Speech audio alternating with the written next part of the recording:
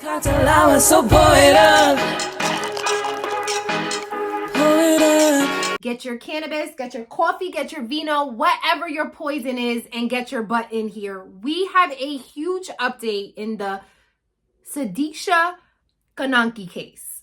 Okay, I'm trying my best to pronounce her name correctly. Again, if I do, I apologize. I have a heavy accent and I am trying my best. But again, we are here, guys. If you're here, we're here to spread awareness. We're here to keep this case alive. So if you are with me, hit that like button, hit that subscribe button, and let's get into it.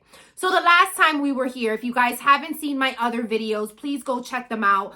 I have a new video on my page called New Evidence, where we discuss what happened to Sudiksha before the actual road to the beach. Okay, it was very compelling information. We went through what looks like bar footage of what happened to her before she actually got to the beach with Joshua Reeb, okay? And that information was so telling. So you guys can check that video out right here if you haven't seen that video, okay? So let's move on.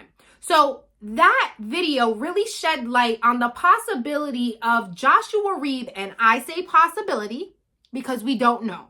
All right, Joshua Reeb really being pissy drunk and not knowing, or even possibly roofied and not knowing exactly what happened. Okay, so let's move with that theory for now, but we still watching that brother very closely. Okay, so let's move on from that theory right now. Let's move on the theory that she was possibly trafficked.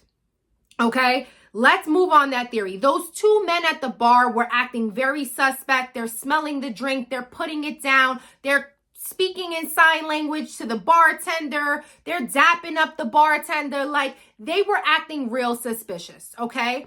It looks like both Joshua Reeb and Sudiksha were throwing up, okay? They were throwing up. Then you see footage of them going to the beach. She can't even stand up during this footage. We discussed that in that previous video. We thought it was suspect. What was even more suspect was that when her two friends were coming back from the beach around 5 o'clock in the morning, that video clip then caught those same two men in the bar walking towards the beach. Now, I have found some compelling evidence that I'm about to share with you guys that really sets the scene. Let's get into exactly what Hotel Rio looks like and what that area could have been during the night. I grabbed some great footage from a influencer in the Dominican Republic. He goes to all the resorts. His content is absolutely dope. He's called The Coolest. I'm going to be adding him at the bottom of this video. But I took some footage that was used to kind of describe how lurky and sinister the Hotel Rio can be, especially at night, especially given the fact that when Sudiksha went missing, there was a power outage, okay? So I want you guys to take a look at this video, and I wanted to clearly set the scene that she was not only walking that yellow brick road, we're gonna call it, right? She wasn't only just walking this long path, but after she made a left or made a right, most likely made a left, there was still more ways to go. This beach is an isolated beach away from the property, okay? And I think this guy, The Coolest, does a good job of describing it because he is a guru when it comes to anything DR all-inclusive.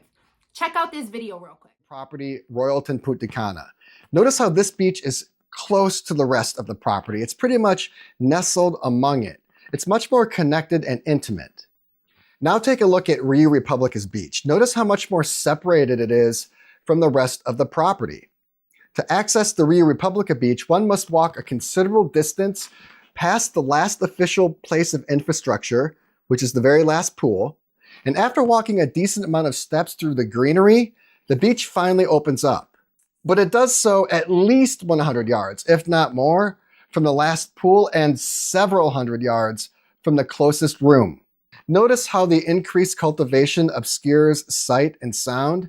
During the day, guests love to lounge intermingled among these trees, as the vast cover provides protection from the intense Caribbean sun And the remote area offers solace from the crazy shenanigans of the property.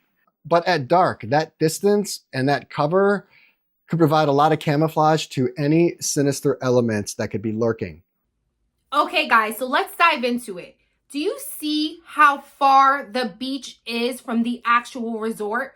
You are walking past pools. You are walking towards the end, and then it opens up, but that's not even the beach. If you guys can see, there's like a little bit of like what a bar is, and then you still have to walk this long path.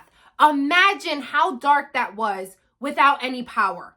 Imagine you see those trees on the left to the right as you're walking down that path, how they create so much foliage. There's so much foliage. It makes me think that maybe, just maybe, he wouldn't have gotten sunburn if he was under those trees. I don't know, guys, but this new evidence is shedding light on the fact that she may have been taken. Okay? She may have been taken. This man may not or may know exactly where she is. Okay? But the possibility of her being taken is looking more and more, and it's not looking like it's a drowning. So much so that Inside Edition is reporting that her parents are no longer calling this a drowning, and they are exploring the possibility that she may have been taken, abducted even. Check out this clip real quick. In the morning. Sudiksha's parents live in Loudoun County, Virginia, but are now in Punta Cana. Her family says in a statement, while it is possible that Sudiksha drowned, there is growing suspicion that there may be a crime, specifically the possibility of kidnapping. It's 4 days, and if she was in water, she would likely have been strewn to shore. So we're asking them to investigate multiple options like kidnapping or abduction. The resort where Sudiksha was staying was also in the news last week for other reasons, as spring breakers described deplorable conditions that include no running water, substandard food, and blackouts. Okay, guys, so it looks like they are now finally moving towards the fact that she may have been abducted. Can those two men in the bar that we talked about here first on Mama's Cocktail Hour, just saying, be involved in the possible abduction of her? Okay, this needs to be further investigated. It is getting very eerie. And the fact of the matter is something that has been brought up a lot that I feel like the parents and either anybody needs to kind of, I've seen some already, but there needs to be some type of reward. What the Dominican Republic is saying, and certain people within TikTok community are saying, and just media are saying, is that if there was a reward, and it's sad, right? People need to be motivated by something like money when a whole person's child is missing. It's sad and disgusting. But if there was a reward, people will be more willing to speak up. Okay? What they are saying is they are exploring the possibility that she may have been abducted. Her parents are now in the Dominican Republic helping look for their daughter. It is getting crazy, guys. Are we moving away from the fact that Joshua Reeb is no longer a person of interest? And are we looking for possible ex-traffickers? I don't know, guys. I don't know. I am trying to follow this case just like you guys are. Continue to subscribe to the channel if you haven't done so. Like the video because your girl is on the case, and I am going to continuously bring you new evidence as I search for it, as I find it. I appreciate you guys for watching the video.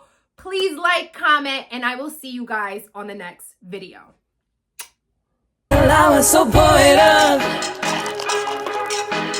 Pull it up.